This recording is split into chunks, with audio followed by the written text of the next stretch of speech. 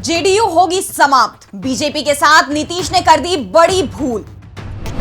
चुनाव में नीतीश का साथ बीजेपी पर पड़ेगा भारी, बिखर सकता है एनडीए। नीतीश की पलटी मार राजनीति को लेकर बिहार की जनता में दिख रहा है गुस्सा। नीतीश जब भी पलटे हर बार कमजोर होकर ही निकले। नीतीश कुमार एक बार फिर पलटी मार चुके हैं। पिछले 10 सालों में नीतीश ने ये चौथी बार पलटी मारी है। लेकिन जब जब नीतीश ने पलटी मारी है, विधानसभा में उनकी पार्टी की सीटों की संख्या घटती चली गई है। नीतीश कुमार की पार्टी जेडीयू ने बीजेपी के साथ सबसे पहले 1996 में लोकसभा चुनाव लड़ा था। जब तक वो एक ही गठबंधन में रहे, जेडीयू की सीटों की संख्या बढ़ती रही। 2010 के विधानसभा चुनाव में तो जेडीयू अकेले 115 सीटों पर जीत गई, यानी बहुमत से सिर्फ 7 कम सीटें जेडीयू के पास थी। लेकिन नीतीश की पलटी मारने की फितरत के चलते 2020 में यह संख्या घटकर 43 रह गई। और अब नीतीश कुमार एक बार फिर पलटी मार चुके हैं, जिसके बाद कहा जा रहा है कि 2025 या फिर इससे पहले जब भी विधानसभा चुनाव होंगे, नीतीश की पार्टी की सीटों की संख्या और भी ज्यादा कम हो जाएगी। वैसे विधानसभा चुनाव से पहले बीजेपी के लिए सबसे बड़ी चिंता की बात लोकसभा का चुनाव है। वैसे भी नीतीश कुमार की एनडीए में वापसी की सबसे बड़ी वजह लोकसभा चुनाव को माना जा रहा है, क्योंकि बीजेपी ने जो भी सर्वे बिहार को लेकर कराए थे, उनमें इंडिया गठबंधन एनडीए पर बहुत भारी पड़ता दिखाई दे रहा था। लेकिन सवाल ये भी उठ रहे हैं कि क्या अब नीतीश कुमार बीजेपी को फायदा पहुंचाने की हालत में हैं? जबकि पहले से ही इंडिया गठबंधन में चिराग पासवान की एलजेपीआर, पशुपति पारस की आरएलजेपी, उपेंद्र कुशवाहा की राष्ट्रीय लोक जनता दल, जीतन राम मांझी की हिंदुस्तानी आवाम मोर्चा शामिल हैं। और ये सभी नीतीश कुमार के विरोध में बीजेपी के साथ आए थे। और अब नीतीश बीजेपी के साथ हैं, तो इन दलों की नाराजगी भी दिखाई दे रही है। नीतीश के एनडीए में आने से बीजेपी के सहयोगी हुए नाराज। सहयोगियों को मनाने में नड्डा शाह के छूट रहे हैं पसीने। लोकसभा चुनाव के लिए बीजेपी के लिए सीट बंटवारा नहीं है आसान। 17 सीटों की नीतीश की शर्त बीजेपी पर पड़ेगी भारी। नीतीश कुमार के साथ बीजेपी का बिहार में गठबंधन इस बार आसान नहीं है। नीतीश और बीजेपी दोनों के लिए ही तमाम मुसीबतें आने वाली हैं। और ये मुसीबत कुछ दिनों बाद नहीं आएंगी, बल्कि वो दस्तक दे चुकी हैं। सबसे पहली मुसीबत तो लोकसभा चुनाव में सीटों का बंटवारा बनने वाला है।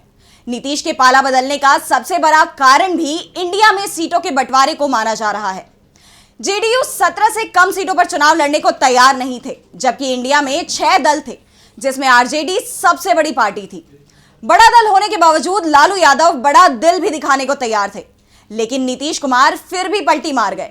अब एनडीए में उन्हें 17 सीटें मिल जाएंगी, इस पर ही संशय बना हुआ है, क्योंकि एनडीए में पहले से ही 5 दल शामिल हैं, जिसमें बीजेपी सबसे बड़ी पार्टी है।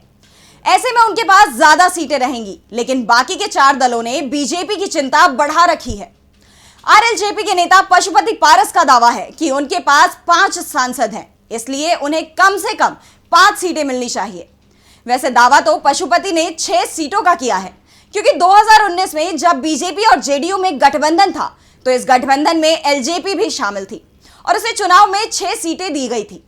इस बार भी पशुपति 6 सीटों का दावा कर रहे हैं। दूसरी ओर जीतन राम मांझी की हम और उपेंद्र कुशवाहा की आरएलजेडी की ओर से 3-3 सीटों की डिमांड की गई है, जबकि चिराग पासवान ने भी 6 सीटों की डिमांड कर दी है।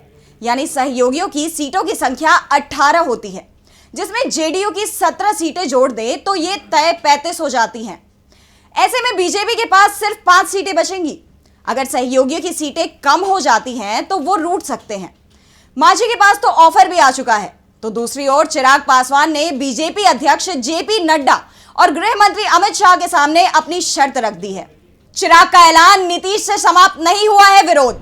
जेडीयू के खिलाफ 2020 वाली रणनीति अपनाने की तैयारी में चिराग। जेडीयू के खिलाफ लोकसभा चुनाव में भी उम्मीदवार उतारेंगे चिराग ने कर दिया साफ, जरूरत पड़ी तो फिर छोड़ सकते हैं एनडीए। 2020 के विधानसभा चुनाव में चिराग पासवान ने एनडीए छोड़ दिया था। उन्होंने बिहार विधानसभा चुनाव में करीब 140 सीटों पर उम्मीदवार उतार दिए, लेकिन उम्मीदवार वहीं उतारे थे जहां बीजेपी चुनाव नहीं लड़ रही थी।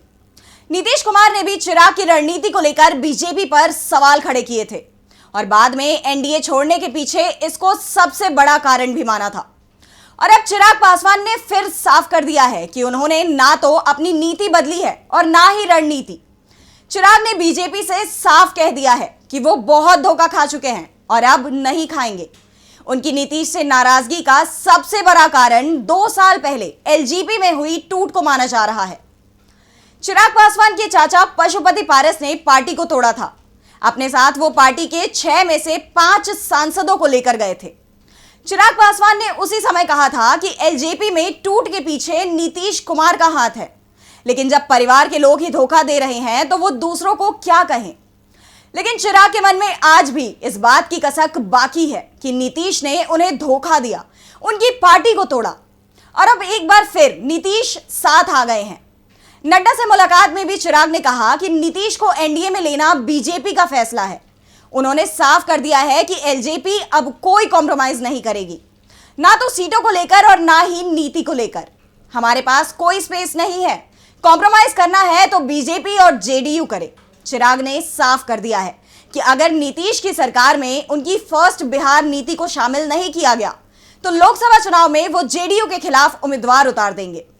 यानी बीजेपी की 16-17 जितनी सीटों पर वो लड़ेगी, उसे छोड़कर बाकी सीटों पर एलजेपी उम्मीदवार उतारेगी। यानी एक बार फिर नीतीश के लिए चिराग एनडीए में बहुत बड़ी मुसीबत बन सकते हैं। जेडीयू के विधायक भी नीतीश की पलटी मार से नाराज। लालू यादव ने दिए संकेत, लोकसभा चुनाव तक नहीं गिराएंगे सरकार।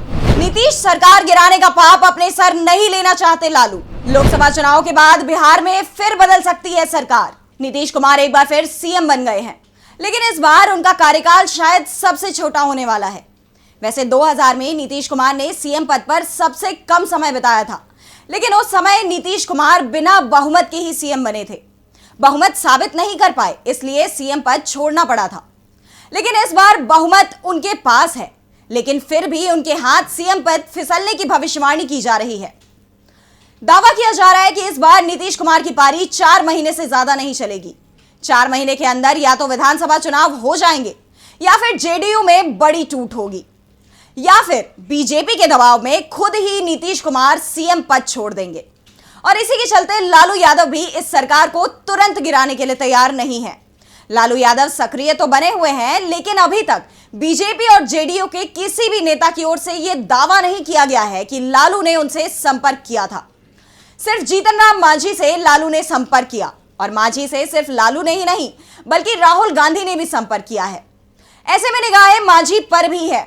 लालू की ओर से मांझी को पहले डिप्टी सीएम और फिर सीएम पद का ऑफर किया गया था, लेकिन मांझी अभी एनडीए के साथ ही बने रहने की बात कह रहे हैं। लेकिन लालू को भी पता है कि उनकी ओर से मांझी को जो प्रस्ताव दिया गया है वो जेडीयू नहीं देगी। एनडीए में मांझी जल्दी ही किनारे कर दिए जाएंगे। ऐसे में लोकसभा चुनाव या फिर चुनावों के तुरंत बाद बिहार में एक बार फिर खेला होगा। साफ है, नीतीश कुमार सीएम पद के लालच में बार बार पाला बदल रहे हैं। इससे उनकी पार्टी ही कमजोर हो रही है और दावे हो रहे हैं कि लोकसभा चुनाव के बाद नीतीश की जरूरत ना तो बीजेपी को ज्यादा रहेगी और ना ही इंडिया गठबंधन को।